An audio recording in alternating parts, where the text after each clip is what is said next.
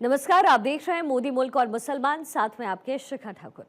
मोदी सरकार में कई जन कल्याणकारी योजनाएं चलाई जा रही हैं और इन योजनाओं को लेकर के देश के मुसलमानों का क्या है सियासी मूड। प्रधानमंत्री मोदी के सबका साथ सबका विकास से कितने प्रभावित हैं मुस्लिम मतदाता, मुसलमानों तक कितनी पहुंची केंद्र सरकार की योजनाएं। भारत 24 आपके लिए लेकर आया है इन तमाम सवालों के जवाब। तो आइए शुरू करते हैं हमारा खास शो मोदी मुल्क और मुसलमान। अभी चले जाए मार्केट में, जितनी खरीदारी हुई है आप उसका डेटा निकालिए, 60% उसमें शायद मुस्लिम लोग होंगे जिन्होंने धनतेरस पे खरीदारी करी। मोदी जी से कोई शिकायत नहीं है, एक अच्छे नेता हैं, हमें उनमें कोई बुराई नहीं दिखती। कम से कम मैं समझता हूँ 40% मुसलमान जो है वो बीजेपी से जुड़ा है और यही वजह है कि सरकार लगातार बंदी चली आ रही है जब चुनाव हो रहा है। नमस्कार, आदाब। भारत 24 का स्पेशल प्रोग्राम मोदी मुल्क और मुसलमान देख रहे हैं आप, और मुरादाबाद की मुस्लिम आवाम से जानेंगे कि मोदी मुल्क और मुसलमान को लेकर क्या सोचती है मुरादाबाद की मुस्लिम आवाम। मेरे साथ इस वक्त बात करने के लिए पद्मश्री से सम्मानित दिलशाद हुसैन जी हैं, दरगाह के सज्जादा नशीन हैं, और भी मुस्लिम धर्मगुरु हमारे साथ बात करने की मौजूद हैं। मुरादाबाद एक्सपोर्ट डेवलपमेंट के नुमान मंसूरी जी हैं, सामाजिक कार्यकर्ता हैं मुस्लिम समाज को लेकर। आइए बात करते हैं। सबसे पहले आपसे शुरुआत करेंगे क्योंकि आप पद्मश्री हैं और सरकार ने आपको पद्मश्री से नवाजा है। मोदी सरकार को लेकर क्या सोचती है मुरादाबाद की मुस्लिम आवाम? मैं दिलशाद हुसैन, पद्मश्री अवार्ड से सम्मानित, मुरादाबाद यूपी। मुसलमान मोदी जी को अच्छा समझती है और अच्छे काम कर रहे हैं, और ख़ास तौर से दस्तकारों के लिए अच्छा काम कर रहे हैं। उसकी वजह यह है कि दस्तकार मैं भी हूँ और भी हैं, और मुरादाबाद के अंदर 2 पद्मश्री, एक मैं हूँ और एक यादव जी हैं। तो ये बहुत बड़ी बात है कि मतलब मैं पद्मश्री, और इस सरकार के अंदर मैं इसका बहुत सरकार का शुक्रिया अदा करता हूँ। दूसरी चीज़ एक और, कभी हमने सोचा भी नहीं था, आज तक हमारे बूढ़ी चले गए, हमारा एटम मोदी जी जर्मन लेके गए और ख़ुद देकर आए, ये हमारे लिए बहुत बड़ी बात है। और इसके लिए हमारे पूरे मुरादाबाद के अंदर खुशी मनाई गई कि एक मुसलमान का मटका और मोदी जी खुद लेके गए, तो ये बहुत बड़ी बात है। तो इसलिए मोदी जी अच्छा देख रहे हैं और मुसलमानों को अच्छी तरीके से समझ रहे हैं, ये मैं उनका शुक्रिया। क्योंकि आप आर्टिजन हैं, और आर्टिजन है उसके बावजूद आपको वहां तक पहुंचाया गया, पद्मश्री तक मोदी सरकार ने पहुंचाया गया। कई तरह के भ्रम फैलाए जाते हैं, कहा जाता है कि डिवाइडेशन की पॉलिसी चल रही है और मोदी सरकार जो है वो मुस्लिम्स को लेकर नहीं सोच रही है। उस पर आप क्या कहेंगे? नहीं, ऐसा नहीं है। इसकी वजह यह है कि जिस वक्त में मोदी से मैंने मुलाकात की तो उनके चेहरे पे खुशी थी कि मैं एक मुसलमान से मिल लिया हूँ। ऐसा नहीं था कि उनके चेहरे पे कोई खुद मतलब कि उदासी सी हो। तो उस वक्त उन्होंने मुझे इस तरह से नवाजा कि मैं आपको शुक्रिया मतलब बता नहीं सकता कि जिस वक्त मैंने कहा आपका बहुत बहुत शुक्रिया, तो उन्होंने कहा फौरी आप दिलशाद हुसैन मुरादाबाद से, तो इसका मतलब कि हमारा नाम भी उनके जहन में है। मुरादाबाद का मुसलमान क्या सोचता है मोदी सरकार को लेकर आपके नज़रिए से? देखिए, मेरे नज़र में तो अच्छा सोचता है, और ख़ास तौर से दस्तकारों के लिए बहुत अच्छी स्कीमें हैं और दस्तकारों को वो समझ भी रहे हैं। मैं इसलिए ये बात कर रहा हूँ। क्या कहना चाहेंगे आप मोदी जी के लिए? मोदी जी के लिए मैं कहना चाहूँगा कि अच्छा मुसलमान के साथ बर्ताव है और ऐसे ही रहे, तो उम्मीद है कि आगे भी हम आगे बढ़ेंगे, और अभी हमें पद्मश्री के अलावा पद्म भूषण भी मिलेगा, भारत रत्न भी मिलेगा, ये हम उम्मीद रखते हैं मोदी जी से। अच्छा नुमान जी, क्योंकि आप एक्सपोर्टर्स से जुड़े हैं, मुरादाबाद डेवलपमेंट एक्सपोर्टर्स की जो एसोसिएशन है, आर्टिजन की एसोसिएशन है, आप उससे जुड़े हुए हैं। एक्सपोर्टर्स के बारे में आप बेहतर जानते हैं, कारोबार के बारे में आप बेहतर जानते हैं। क्या स्थिति चल रही है इस वक्त कारोबार को लेकर, और एक्सपोर्टर्स क्या सोचता है, क्या उम्मीदें रखता है मोदी सरकार से? देखिए, पूरे एक वर्ल्ड वाइज इस वक्त मद्दा है। अब पूरी मंदी जो है गुजरी है। अब दिवाली को लेके थोड़ा सा लोगों का कारोबार खुला है। पिछले 1 महीने में लोगों की चमक आई है, लोगों के पास जो स्टॉक था वो ख़त्म हुआ है, वरना ये मंदी जो है पूरे देश में क्या पूरे विश्व में चल रही है इस टाइम। मोदी सरकार योजनाएं भी लेकर आई एक्सपोर्टर्स के लिए, कारोबार के लिए। कारोबार को लेकर क्या स्थिति है इस वक्त, और मोदी सरकार ने क्या इसके लिए बढ़ोतरी के लिए क्या काम किया है?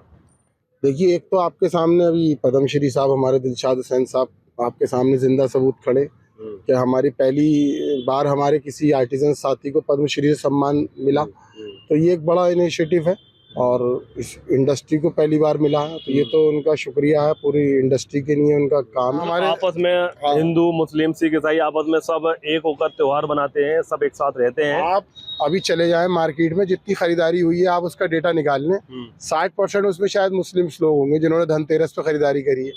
आप देखें रास्ते में जितने शोरूम्स थे स्कूटरों के, उसमें मुस्लिम महिलाओं की लाइन लगी हुई थी। तो ऐसा कहीं प्रतीत नहीं होता कि इस देश में कहीं कुछ अलग है। सब लोग मिलजुल कर अपने त्योहारों को सेलिब्रेट कर रहे हैं। चंद नेताओं की वजह से देश को जो है वो कहीं ना कहीं इस माहौल को बिगाड़ने की कोशिश की जाती है। बिल्कुल सही बात है। अच्छा, मेरे साथ इसी जो इन्होंने अभी बात कही है उस पर बात करेंगे, क्योंकि आप मुस्लिम धर्मगुरु हैं और दरगाह के सज्जद नशीन हैं। नईम चिश्ती आपका नाम है। चिश्ती साहब, क्या इस बात से आप इत्तेफाक रखते हैं अभी नुमान मंसूरी साहब ने जो बात कही है? अब देखिए, हम लोग दरबारों से वाबस्ता हैं।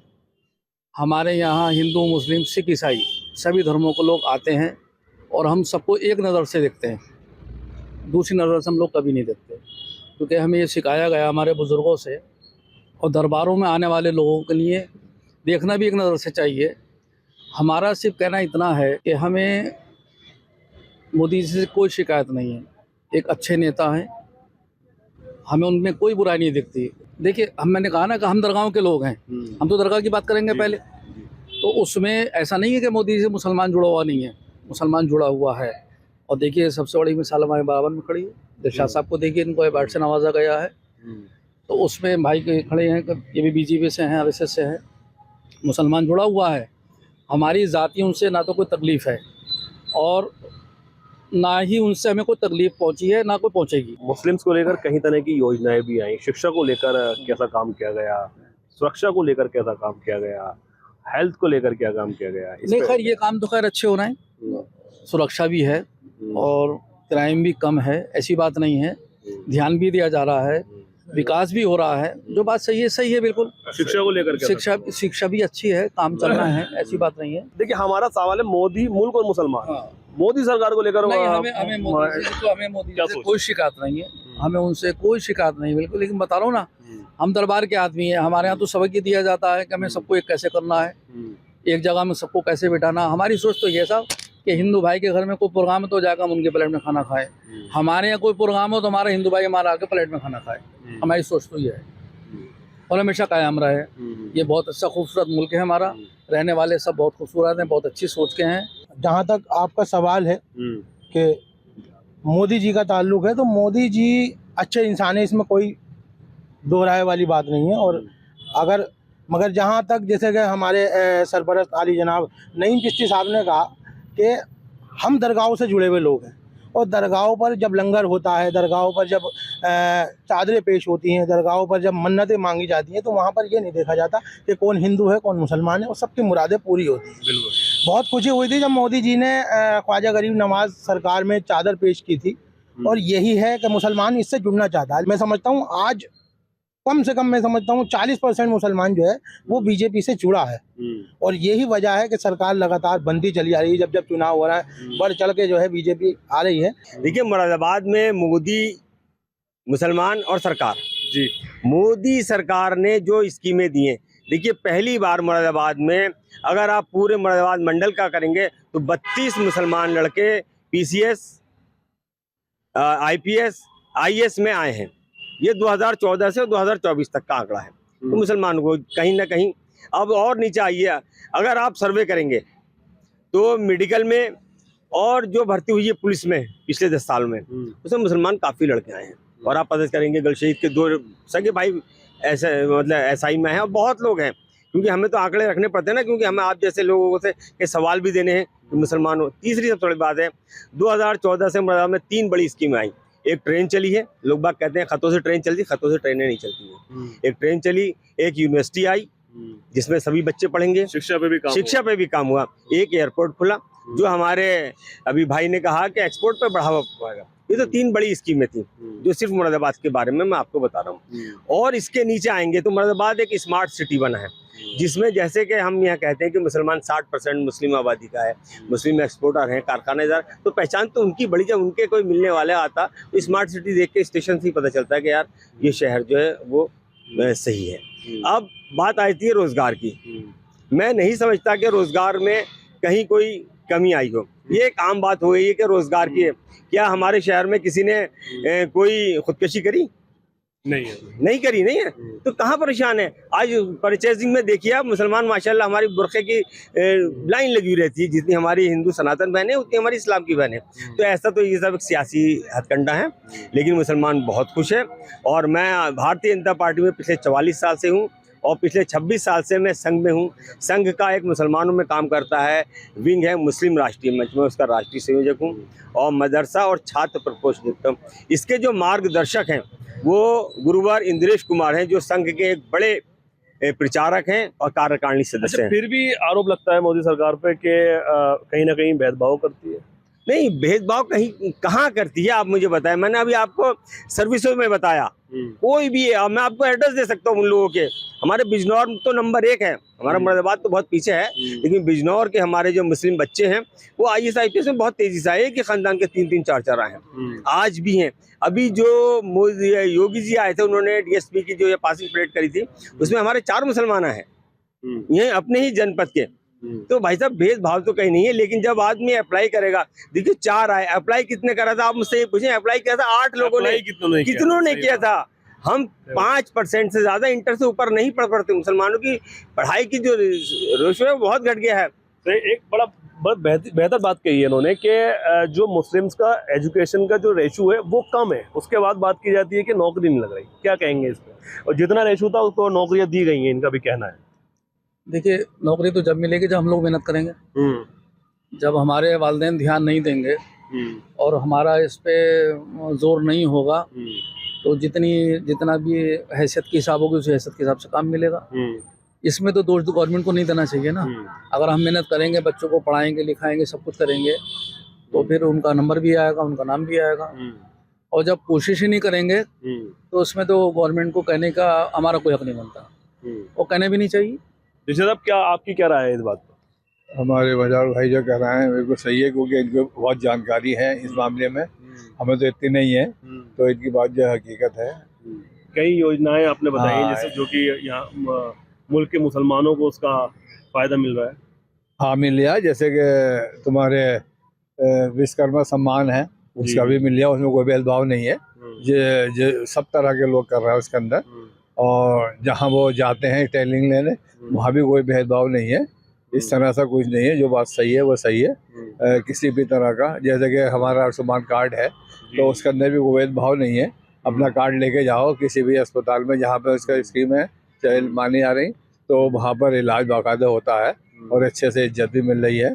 कोई ऐसा भेदभाव नहीं है कि ये मुस्लिम है तो इसका कार्ड मत देखो या इसका कुछ देखो, ऐसा बिल्कुल नहीं है। मैं इसमें मोदी जी का बहुत बहुत शुक्रिया अदा करना चाहता हूँ और आगे के लिए कहना चाहता हूँ कि कुछ लोग ऐसे हैं जिनको ज़रूरत है कार्ड की, जैसे कि वो बहुत नीचे तबके के हैं, उनका कार्ड नहीं बना हुआ है, कोई ऐसी स्कीम और मोदी जी निकाल दें जिससे कि जिनके रह गए उनके भी बन जाए। बिल्कुल बिल्कुल। तो क्या लगता है कि युवाओं के लिए क्या क्या काम हुए हैं मोदी सरकार में? युवाओं के लिए अच्छे काम हुए हैं। सबसे पहला काम तो ये हुआ है कि हुनर हाट लगी थी, फेयर लगी थी। फेयर के लिए हमें पैसा देना पड़ता है, तो यहाँ फ्री स्टॉल मिले थे हमें हुनर हाट में। मुंबई, बेंगलोर, दिल्ली सब जगह हुनर हाट लगे थे और अच्छा मतलब रेस्पॉन्स मिला था। वहाँ पे मोदी जी ने खुद उद्घाटन करा था, राजनाथ जी ने खुद उद्घाटन करा था और यहाँ से पैसे भी दिए थे वापसी उन्होंने कि स्टॉल के आपको 15,000 20,000 वापसी मिलेंगे। तो युवाओं ने लगाया और अच्छा बिजनेस करा वहाँ पर, तो युवाओं के लिए अच्छा एक पैगाम था वो। आजकल मॉडर्नाइज है, जो हमने बड़े बड़े एक्सपोर्ट हाउस बनाए उसमें मशीनरी है। जो 10 कारीगर काम करते हैं तो वहाँ एक मशीन काम कर रही है। इस वजह से उन लोगों को भी रोजगार चाहिए था। लोगों ने उसका अल्टरनेट ये सोचा कि हम रिक्शा, ऑटो रिक्शा चलाएं, वो भी प्रदूषण को खत्म कर रहा है। जो पहले हमारा वो था जो हाथ से करते वो मैन पावर थी, पावर तो कहीं ना कहीं तरक्की तो हुई है। वो अगर पहले अपने जिस्म की ताकत से दिन भर में 500 रुपये कमाता था, तो आज वो बैटरी की ताकत से 1,000 रुपये कमा रहा है। तो रोजगार तो मिला है हर एक में। तीसरी सबसे बड़ी बात थी, अब आपने मुरादाबाद के मुसलमानों की बात करी तो मुसलमानों को 2014 से अब तक 7 नेशनल लेवल के अवार्ड मिले, जिसमें एक अवार्ड तो हमारे दिलशाद भाई को पद्मश्री सबसे बड़ा अवार्ड मिला है। इसके बाद एक राष्ट्रपति अवार्ड होता है जो हमारे इलियास खां जो है अब डेवलपमेंट हैंडीक्राफ्ट में असिस्टेंट वो थे, उनको मिला है, रिटायर हो गए वो भी इसी सरकार में मिला। तो और शिक्षा के क्षेत्र में तो कई हमारी बहनों को जो है शिक्षक अवार्ड जो होता है तो प्रदेश का है, राष्ट्र को वो मिला है। सालों से पड़ा हुआ जो एयरपोर्ट स्टार्ट नहीं हुआ था वो भी तो हुआ। नहीं, मैंने अभी आपको बताया कि 3 चीज़ें हुई, एक ट्रेन चली, एयरपोर्ट आया और हमारी एक यूनिवर्सिटी बनी। यूनिवर्सिटी में सभी लोग, सस्ती यूनिवर्सिटी है, नेशनल यूनिवर्सिटी है, तो वो सभी के लिए है। हमारी जो सोच है वो समाज और देश के लिए है। हमारे यहाँ किसी भी तरह का कोई भेदभाव नहीं आता। मैं संघ में 26 साल से, मेरी संघ आयु जो है वो 26 वर्ष है और मैं ITC OTC सब के रहे हूँ, संघ में रहता हूँ। तो मैं एक बात कहूँ, थोड़ा सा हमारे सब भाई माफ़ी के साथ से, जो हमारे इस्लामी सुन्नते तरीके थे वो आज संघ में है। हम सूरज निकलने से पहले उठते हैं और हर काम अपना खुद करते हैं और समाज और देश के लिए सोचते हैं। हमारे आगे नाम के आगे कुछ नहीं होता, सिर्फ ये होता, हमारे यहाँ कोई बिरादरी नहीं है। आप मज़ाहिर खान नाम पूछेंगे कोई नहीं बताएगा, मज़ाहिर जी कहेंगे तो आप सब बता देंगे। पूरा नाम क्या है? मेरा मोहम्मद मज़ाहिर खान, लेकिन अब वैसे मुझे जो पहचान है वो मज़ाहिर जी के नाम से मेरी पहचान है। और मैं इस टाइम मदरसा और एजुकेशन पे देख रहा हूँ और इसी के साथ मैं पिछले 2 टर्म मिनिस्ट्री ऑफ एजुकेशन में एग्जीक्यूटिव बोर्ड में मेंबर रहा। भाई मैंने जाके सबसे पहले वहाँ का बोर्ड चेक किया कि मुझसे पहले और कितने मुसलमान हैं, तो अफसोस हुआ कि मुझसे पहले जो सरकारें थी वो मुस्लिम परस्त थी, लेकिन किसी मुसलमान को उन्होंने एजुकेशन में एग्जीक्यूटिव बोर्ड में नहीं बनाया था। पहली बार किसी को बनाया तो वो संघ का आदमी बना, मज़ाहिर। अच्छा, अगर एक वर्ड में अगर पूछा जाए कि मोदी जी के बारे में, प्रधानमंत्री नरेंद्र मोदी के बारे में, तो कैसी शख्सियत है? जी, मोदी जी बहुत अच्छी शख्सियत है। जो अपराध करता है उसके घर टूटते हैं, चाहे वो किसी भी समाज का हो। उसमें अगर आप सर्वे करेंगे, नहीं तो आप मुझसे पूछे, मैं बताऊंगा आपको मुरादाबाद मंडल में या पूरे उत्तर प्रदेश में जितने अगर मुसलमानों के टूटे हैं तो उसमें हमारे और समाज के लोग, चाहे वो ठाकुर हो, पंडित हो। अगर इनकाउंटर हुए हैं तो सब समाज के हुए हैं, लेकिन वो बदमाश थे, वो समाज को कहीं ना कहीं नुकसान पहुँचा रहे थे। मोदी जी बहुत अच्छी शख्सियत के मालिक हैं। आप पर्सनली उनसे मिलेंगे, बात करेंगे तो बहुत अच्छा रहेगा। हमारे दिलशाद भाई और मुरादाबाद के बहुत से मुसलमान जो मेरे आते हैं या मुझे मानते हैं, मुझसे मुसलमान प्यार तो करता है लेकिन मेरे पास नहीं आएगा, किसी और के पास चला जाएगा। अच्छा चिश्ती साहब, आप क्या कहना चाहेंगे? आपसे ये अगर मैं सवाल करूं कि मोदी शख्सियत के बारे में बताएं तो क्या कहना चाहेंगे? बहुत छोटे वर्ड्स। देखिए, अभी जैसे मुज़ाहिर भाई ने कहा, हमारे जितनी भी तारीफ़ें मोदी जी की जा रही हैं वो अच्छी बात है और करनी भी चाहिए, वो तारीफ़ के लायक भी हैं। मैं भी उनकी तारीफ़ करता हूँ।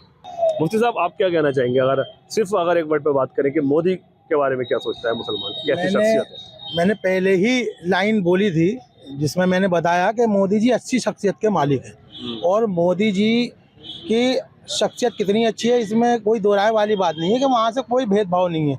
लेकिन नीचे स्तर पर जब आए और योजनाओं का जहाँ तक लाभ का ताल्लुक है, योजनाओं में भी बहुत सी योजनाएं ऐसी हैं जिसके मुसलमानों को भी लाभ मिल रहा है और सभी जातियों को मिल रहा है। और ऐसा नहीं है अभी जैसे यहाँ पे ये क्या नाम है, मोदी जी विकास वाला ये मकानों वाला योजनाएं थी, तमाम इसमें हिंदू को भी मिले हैं मकान, मुसलमानों को भी मिले, सिख को भी मिले, ईसाई को भी मिले। तो यहाँ पर तो कोई भेदभाव नहीं है। 3 तलाक जो खत्म की गई है ये भी मोदी सरकार ने खत्म की है।